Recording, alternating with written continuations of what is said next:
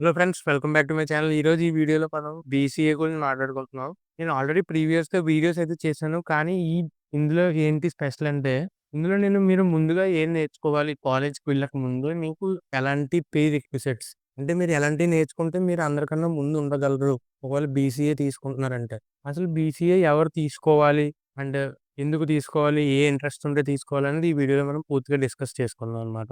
And PCA అంటే ఏంటి? ఇది ఎలాంటి కోర్స్ అని కూడా పూర్తిగా డిస్కస్ చేసుకుందాం మనం.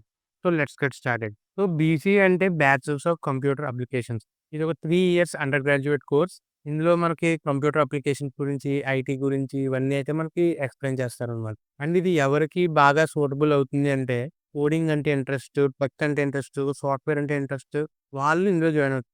మరి సీఎస్‌సి ఉంది కదా బ్రో! అందులో జాయిన్ అవుతారు కదా! అంటే అది చెప్తాను. ఎందుకంటే ఇప్పుడు చాలామంది సీఎస్‌సికి ట్రై చేస్తారు. కానీ ఎంసెట్ కాలేజెస్ రాక, పెద్ద కాలేజెస్‌లో ఫీజ్ పెట్టలేక ఉంటారు కొంతమంది. వాళ్ళేం చేస్తారు మరి? సో, వాళ్ళు డిగ్రీయే కదా చేయాలి. సో, డిగ్రీ చేస్తున్నాం కానీ మేము సీఎస్‌సి వాళ్ళకి పోటీ ఇవ్వాలి. వాళ్ళతో సమానంగా జాబ్స్ రావాలి అంటే మీరు బీసీఏ చేసాక ఎంసీఏ చేయొచ్చు. సో, అలా చేశారంటే మీకు ఈక్వల్ ఆపర్చునిటీస్ ఉంటాయి. మీకు బీసీఏ 3 ఇయర్స్ ఉంటుంది. ఎంసీఏ 2 ఇయర్స్ ఉంటుంది. సో, అలా చేశారంటే మీకు చాలా బెనిఫిషియల్‌గా అయితే ఉంటుంది. అంటే మాకు 4 ఇయర్స్ అవుతది బీటెక్ చదివే వాళ్ళకి.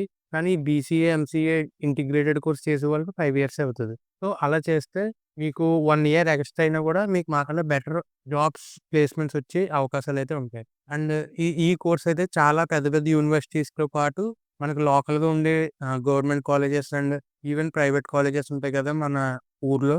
సో, అవి కూడా అయితే ఆఫర్ చేస్తాయి బీసీఏ కోర్స్. సో, దీనికి ఎలిజిబిలిటీ వచ్చేసి మన 12థ్ క్లాస్ ఐదర్ ఎంపీసీ లేదంటే కామర్స్ గాని, ఆర్ట్స్ గాని బైపీసీ తప్పించి ఏ గ్రూప్‌లో అయినా మనమైతే ఉండొచ్చనమాట. ఈ కోర్స్ చేయాలి అంటే. అండ్ బేసికల్‌గా చెప్పాలంటే మనకు మ్యాథమెటిక్స్ మీద లాజిస్టిక్స్ ప్రతి లాజిక్ మనకైతే అర్థమయ్యేలాగా ఉండాలి. ఎందుకంటే కోడింగ్‌కి లాజిక్ అనేది చాలా ఇంపార్టెంట్. లాజిక్స్ లేకుండా మీరు ఏ కోడింగ్ లాంగ్వేజెస్‌లోని సక్సెస్ అవ్వలేరు. సో, లాజిక్ అనేది మెయిన్. అండ్ కొన్ని కొన్ని యూనివర్సిటీస్ అయితే ఉంటాయి. సో, అవైతే మనకి ఇలాగా ఎంట్రన్స్ ఎగ్జామ్స్ పెడతాయి అడ్మిషన్ ఇవ్వడానికి. అండ్ మీకు చెప్పినట్టే ఇక్కడ కంప్యూటర్స్ గురించి తెలుసుకోండి. లాజిక్ అయితే బిల్డ్ చేసుకోండి. అనలిటికల్ థింకింగ్ ఉన్న వాళ్ళకి ఇది బాగా హెల్ప్‌ఫుల్ అవుతుంది ఈ కోర్సు. అండ్ నెక్స్ట్ వచ్చేసి కోర్స్ కరిక్యులమ్. అంటే ఏ ఏ ఇయర్స్‌లో ఏ ఏ కరిక్యులమ్ ఉంటుంది అనైతే చెప్తున్నాడు. ఫస్ట్ ఇయర్ ఆఫ్ బీసీఏ ఏముంటది? బేసిక్ ప్రోగ్రామింగ్ లైక్ సి గాని, పైథాన్ గాని చెప్తారు మీ సెమిస్టర్ వైస్.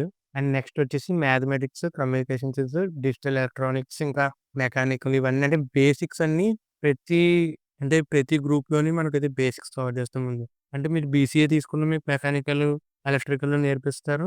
అండ్ ఒకవేళ మీరు సీఎస్‌సి తీసుకున్నా కూడా ఈ కోర్సెస్ అయితే ఉంటాయి. ఫిజిక్స్, కెమిస్ట్రీ ఇవన్నీ ఫస్ట్ ఇయర్‌లో కామన్. సెకండ్ ఇయర్ నుంచి అసలైన కోర్ సబ్జెక్ట్స్‌లోకైతే వస్తారు వీళ్ళు. మీరైతే data DSA, DBMS, operating systems, web డెవలప్‌మెంట్‌లో అయితే హెచ్‌టీఎంఎల్, సీఎస్ఎస్, జావా స్క్రిప్ట్ ఇవైతే మోస్ట్ ఈజియెస్ట్ అనమాట మిగతా అన్నిటితో కంపేర్ చేసుకుంటే.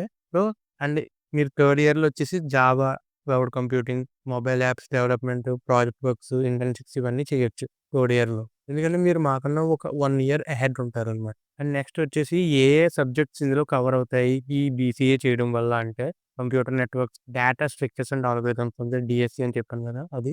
అండ్ డీబీఎంఎస్ రీసెంట్‌గా చెప్పాలంటే డీబీఎంఎస్‌లో నాకు ఓ గ్రేడ్ వచ్చిందనమాట. సో, దీని మీద కూడా మీకేమన్నా ప్లాన్ చేయాలి, నేను నేర్చుకోవాలనుకుంటే నేను వీడియోస్ చేస్తాను. సో, నెక్స్ట్ వచ్చేసి web development, HTML, CSS, Java script ఇది నేను దాని మీద ఆల్రెడీ నా ఛానెల్‌లో వీడియోస్ చేశాను. సో, జావా స్క్రిప్ట్ గురించి కూడా మీరు చెయ్యాలి అని అనుకుంటే నేను వాటి మీద కూడా వీడియోస్ అయితే చేస్తాను. అండ్ నెక్స్ట్ వచ్చేసి జావా అండ్ పైథాన్ ప్రోగ్రామింగ్. ఇవి కంపారిటివ్‌లీ కొద్దిగా కష్టం. కానీ పైథాన్ అయితే కొద్దిగా ఈజీయే. జావా అయితే కొద్దిగా కష్టంగా ఉంటుంది. సో, అవైతే మీరు ట్రై చేయొచ్చు యాస్ ఎ బిగినర్‌గా. అండ్ ఆపరేటింగ్ సిస్టమ్స్ ఇది కూడా కొద్దిగా ఈజీ పార్ట్. కొద్దిగా కష్టమైనదే.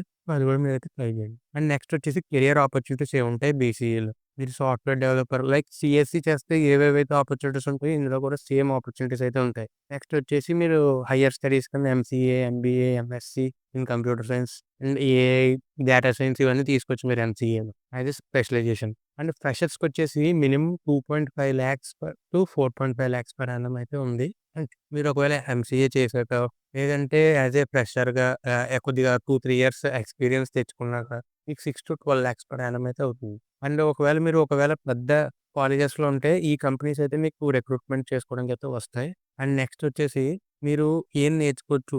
ఈ హాలిడేస్‌లో గాని, లేదంటే మీరు ఈవినింగ్స్ కాలేజ్ నుంచి వచ్చాక గాని, నేర్చుకున్నారంటే మీకు ఒక 10%, 20% మీ క్లాస్‌మేట్స్ కన్నా మీరైతే బిఫోర్‌గా అయితే ఉంటారు. ఎందుకు చెప్తున్నానంటే ఈ basics of programming, C, Python ఇవన్నీ నేర్చుకున్నారంటే మీరు ప్రతి ఒక్కళ్ళ కన్నా అహెడ్ ఉంటారు. ఎందుకంటే మీకు మీ టీచర్ చెప్పేదానికన్నా బాగా అర్థమవుతుంది. ఎందుకంటే మీరు ఆల్రెడీ ఒకసారి ప్రాక్టీస్ చేశారు. అండ్ క్లాస్‌లో మళ్ళీ ఇంకోసారి వింటే మీకు ఇంకా బాగా అర్థమవుతది. సో, అందుకని ఇప్పుడు నేను చూపెడుతున్నవన్నీ మీరైతే యాస్ ఎ ప్రీ రిక్విజిట్స్ అంటే మీరు కాలేజ్‌కి వెళ్ళక ముందే ఇవైతే నేర్చుకోవడానికంటే బేసిక్ నాలెడ్జ్ ఉండడానికైతే ట్రై చేయండి. So, basics of programming, C, Python, MS Excel, PowerPoint, logical reasoning, problem solving, basics of HTML and CSS, keyboard typing, keyboard speed typing ఎలాగుంటదో సో, ఇవన్నీ అయితే నేర్చుకోండి.